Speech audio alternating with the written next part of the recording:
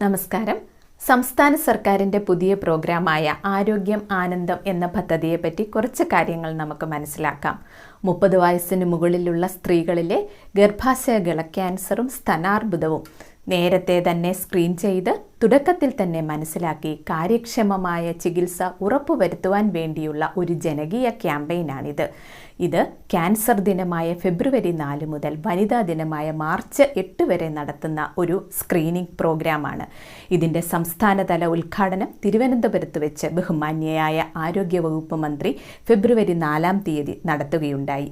ഇതിനോടനുബന്ധിച്ച് കേരളത്തിലെ എല്ലാ പഞ്ചായത്തുകളിലെയും ഗവൺമെൻറ് ആശുപത്രികളിൽ ഇതിനുള്ള വിവിധ സ്ക്രീനിംഗ് പ്രോഗ്രാമുകൾ നടത്തിവരികയാണ്.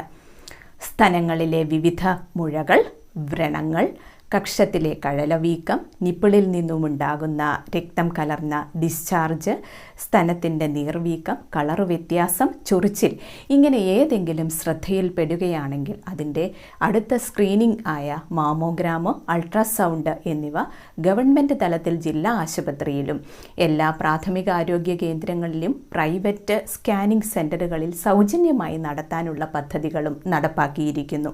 അതുപോലെ തന്നെ ആർത്തവ വിരാമത്തിന് ശേഷമുള്ള രക്തസ്രാവം, അതുപോലെ ശാരീരിക ബന്ധത്തിന് ശേഷമുള്ള രക്തസ്രാവം, ക്രമം തെറ്റിയുള്ള ആർത്തവം, യോനിയിൽ നിന്നും വരുന്ന ദുർഗന്ധം നിറഞ്ഞ സ്രവങ്ങൾ ഇവയൊക്കെ ശ്രദ്ധയിൽപ്പെടുകയാണെങ്കിൽ അതിനുശേഷമുള്ള സ്ക്രീനിംഗ് ആയിട്ടുള്ള വിഷ്വൽ ഇൻസ്പെക്ഷൻ വിത്ത് അസറ്റിക് ആസിഡ്, വിഷ്വൽ ഇൻസ്പെക്ഷൻ വിത്ത് ലുഗോൾസൈഡിൻ, പാപ്സ്മിയർ എന്നിവ ചെയ്യാനുള്ള സൗകര്യങ്ങളും എല്ലാ പ്രാഥമിക ആരോഗ്യ കേന്ദ്രങ്ങളിലും ഏർപ്പെടുത്തിയിട്ടുണ്ട്. ഗവൺമെൻറ്റിൻ്റെ പുതിയ ഈ ജനകീയ ക്യാമ്പയിൻ എല്ലാവരും മനസ്സിലാക്കുകയും പരമാവധി പ്രയോജനപ്പെടുത്തുകയും ചെയ്യണമെന്ന് അപേക്ഷിക്കുന്നു.